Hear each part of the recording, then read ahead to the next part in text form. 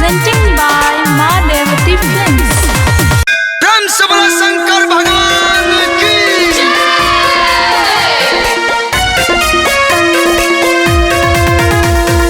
Music by Virendra Bihari.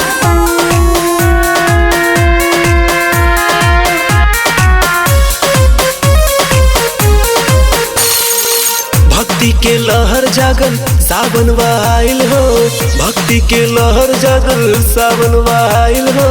बाजू ढोल ढोल मजीरा खुशी बछाइल हो, बाजू ढोल ढोल मजीरा खुशी बछाइल हो। भक्ति के लहर जागल सावन आइल हो, भक्ति के लहर जागल सावन आइल जी। बाजू ढोल ढोल मजीरा खुशी बछाइल हो, बाजू ढोल ढोल मजीरा खुशी बछाइल हो।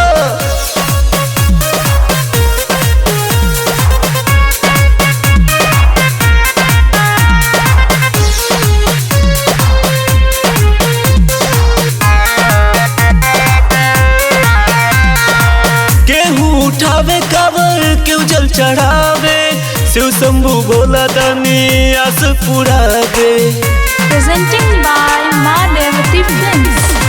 केहू उठावे कावर केहू जल चढ़ावे, शिव शंभू भोला दानी आस पुरावे। जाएब शिव धाम कोनो श्रद्धा बा जागल हो, जाएब शिव धाम कोनो श्रद्धा बा जागल हो।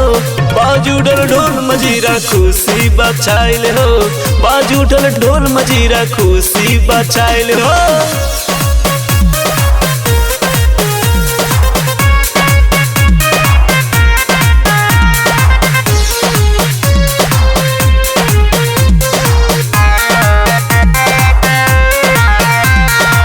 देवों के देव कहावे तीनों ही लोक में, भांग धतूर चढ़ेला इनका के भोग में।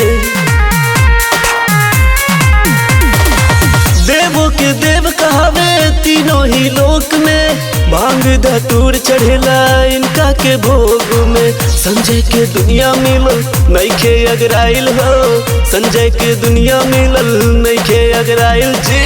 बाजू ढोल ढोल मजीरा खुशी बछाइल हो, बाजू ढोल ढोल मजीरा खुशी बछाइल हो।